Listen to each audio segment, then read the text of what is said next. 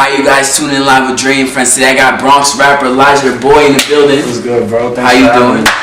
How's your travel from the Bronx over here? I mean, it was quick. Like I ain't think it was like. Once we got over the bridge, it was like right there. It's very close. That's what's up. Kansas City's our location though. Yeah. It's not. But no, let's get started. Is there anything you want to tell people a little bit about you? How did you get started into rapping? I started rapping when I was like 11, 12. My mom, I was always into like the music. Like my mom, she has pictures of me like with the broomstick singing like Usher songs type stuff. But I was always into the music. And when I was like 11, 12, I just wanted to start rapping because, you know, alright, so you remember when MTV had like that channel like 188? Yeah, I remember that. Yeah, that channel when they used to play non-stop music videos. So when they used to do that, I was just always listening to the music videos, and then one day I was like in my friend's crib, and I was like, yeah, I want to do that. Like I want to make music, and I just started from there. I want to tell a story.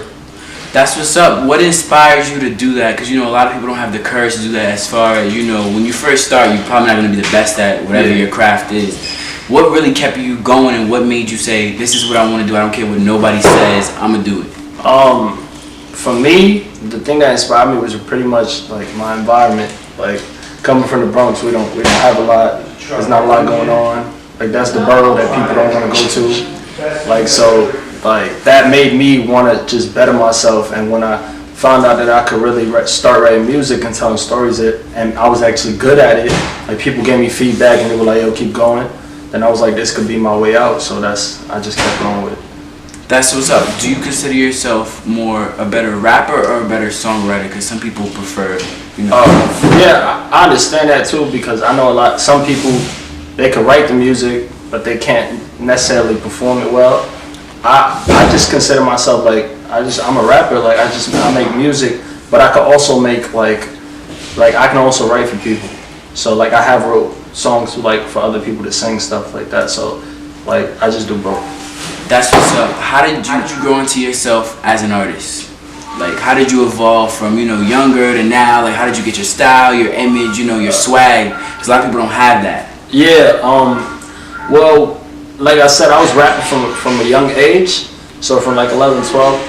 It's easy. What I've noticed is that when you hear so much of the same type of music, it's easy to want to mimic that, but not purposely. Like you'll do it subconsciously just because that's all you listen to. So when you're a writer, you'll kind of sound like them. And I used to do that. I used to sound like, I used to sound like Cole. I used to sound like Drake in my music or stuff like that. But I had to like leave it alone for a bit. Like I stopped writing music for a little while, and then like when I came back to it, that's when I realized like I started finding my own sound within the music, and then I just went with it, and that's kind of how it came about. That's what's up. So would you call Cole and Drake, are those some of your inspirations in the game? Yeah, my favorite rapper is definitely J. Cole. Like I know all his his old projects. I study him. Like that's definitely one of my favorite rappers. What is it about him that makes him your favorite or the best to you? I think it's just his storytelling, his storytelling ability, the way he can make you relate to the song. Like if he tells you a story, you feel like you went through that with him. And not a lot of artists can do that, especially with like now the way music is. Like not a lot of people can say something and you be like picture exactly what they went through. And he could do that, and that's what inspired me to make music because I wanted to tell a story, and I was amazed. Like in the 3-minute instrumental, I could tell you so much about myself. That's what's up. I feel like whenever I listen to your music, you're very raw, and you give it to me. I heard your song. Well, your cover. Well, I don't know. Would you consider it a cover or a song to Big Pun's I Don't Want to Be a Player? It was more of like a remix. Like yeah, well, not really a cover because you're not a singer, but more of a remix. Yeah. Would you consider yourself a more raw artist, or more you can mix it up and do both? Like when you think of yourself as an artist, what do you want people to get from your music? Definitely versatility. Like there's songs where like I could do a song like Don't Want to Be in Love, but then I could do a song like talking about how I do want to be in love and how I do want or I can do the love music. And then I could do the turn up stuff, or I could do it's just different. You'll never get some of the same stuff from me. There's songs where I'm like kind of singing, or there's songs where I'm just giving you bars, like, because coming from the Bronx, like, I need bars. I need to hear something that's gonna make me be like really do that. So that's more of like, I just try to give them everything. I try to give them bars, try to give them stories. I try to give them just versatility all around.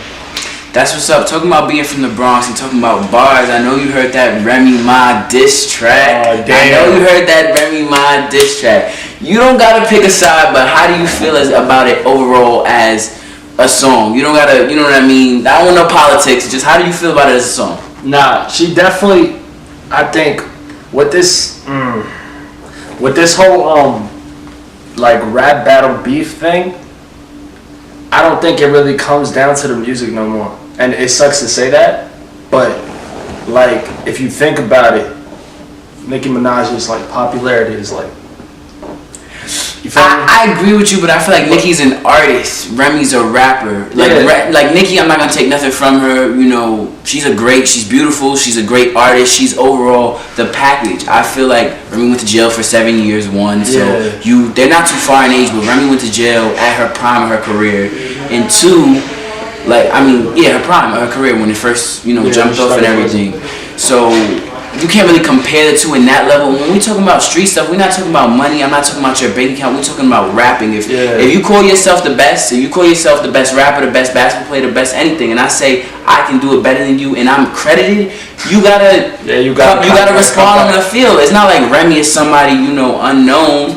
Nah, definitely. I think she definitely gave them bars, and definitely they gon'. But I just don't think Nicki Minaj is gonna respond type shit. Like, I think like she's like, yo, I'm rich. Like, I don't give a fuck. Type. Nah, I feel you, but I feel like it comes to a level where you gotta that street stuff for the culture, for the entertainment. Definitely, it would be dope to see that. But then again, like we know Nicki Minaj, like she don't. People write for her sometimes. Like not everything is her. So Remy write all her shit. See, Remy, she went to jail, but like back then you had to write your shit. Like nobody listening to you if you didn't write your shit. We live in some era where not everybody writing their shit. I write all my shit. I'm not sure what you're talking about. I definitely do. But yeah, I don't know. I can't really. I would like to see some. That's what's up. I feel like I'm ready. I feel like everybody feels the same way as about that. I mean, we all love drama. That's the entertainment. Yeah, definitely. I feel like this did give Remy a lot of clout, but definitely. Right? That's all that was talked about for like. We still talk about it. Talk about that shit right now. But not even friends right now. But not even to talk about that. There are a lot of when you're in the industry and you start buzzing off, a lot of things happen. When your video went viral, how did you feel when your 10 toes down challenge went down? I mean, went viral. Went viral. To be honest, I believe in like alchemy and like predicting shit, like stuff like curse. Yeah, right. Predicting stuff, like I believe in that. And when it went viral before it happened, I said it would. Like I remember having a conversation with a girl and she was like, "What you doing?" And I was like, "I'm making a 10 toes freestyle. Watch this shit go viral." And then I posted it. But like when you say something and it actually happened, you're like, "Oh shit!" Like I posted it and like within like 10 minutes it had like 50 comments and I was like, okay. I was like 50 comments lit. And then like in an hour it had like 500 and then like in 2 hours it was everywhere. And I was like, I woke up the next morning. Before that 10 toes challenge I had like 5,000 followers. I woke up the next morning I had 25,000. That's what's up. How did that feel and how did people, you know what I mean? Because nowadays people act like that stuff, it doesn't really matter about your talent. It doesn't matter about, I've seen a lot of people that I feel like aren't the most talented and aren't, you know what I mean? But they got a huge following, so people jump with them. How did you feel, you being somebody from, you know what I mean? From somebody from the hood, somebody from the Bronx that's not just, like some people be prepped and all this, they do a lot for this Instagram stuff. How did you feel once it went viral? And how do people treat you like, you know what I mean? Oh, it's hella different now. Like this shit is treating wise, but how did I would say a lot of people did a 10 toes challenge, but you see mine's is still talked about. My shit like on Facebook has like 4 million views. I did a full version, it's about to hit 3 million views. Like I believe if if the 10 toes challenge didn't make me go viral, something else would have. Like, I just believe my music that much, and I believe that I was so like I'm meant for this shit. So that didn't really like. I'm glad it happened. Like, oh no, I'm lit. But like, if it wasn't for that, it would have been something else. So I just knew. I was like, yo, this is gonna happen. Like, it's gonna happen eventually. Now it's just more into the light, and people treating me different wise definitely are. Like, it's hella different. Talking about just people in general, let's talk about the females, you know what I mean? Because females go popping as soon as they see followers, as soon as they see money, as soon as they see you popping. How does mama feel about all the, you know, the girls in your DM and everything? She definitely, I don't think she feel like good about it. She just tell me, be careful what you do, any decisions you make. No babies. Definitely no babies. No babies. No babies. But honestly, like, she just likes the fact that my dream is starting to come true. Like, she's just proud that I'm doing something positive with my music. So it's more like she likes it, but she just wants me to be careful. That's it. That's what's up. Is there anything you want to say to your fans, to anybody that, you know, started following you, that's watching this right now? Anything you want to say to them? I would just say, like, if you have dreams for anything, whether it's music, whether it's, I don't know, sports dreams, whether it's, like, whatever it is, whatever you want to do, just make sure you stay consistent, make sure, and don't believe that it won't happen because everybody else is doing it. Just, you can't worry about nobody else when you're chasing this dream. You just gotta worry about you, yourself, and where you going. You can't think about nobody else. So just keep grinding, keep pushing, and stay consistent. That's pretty much it. That's what's up. Where can they follow you on social media at? My Instagram is Elijah the Boy. So that's THEBOY, not the boy, not like that. THEBOY, Elijah the Boy. And my Twitter, same thing, just with an underscore at the end. My SoundCloud is the same thing.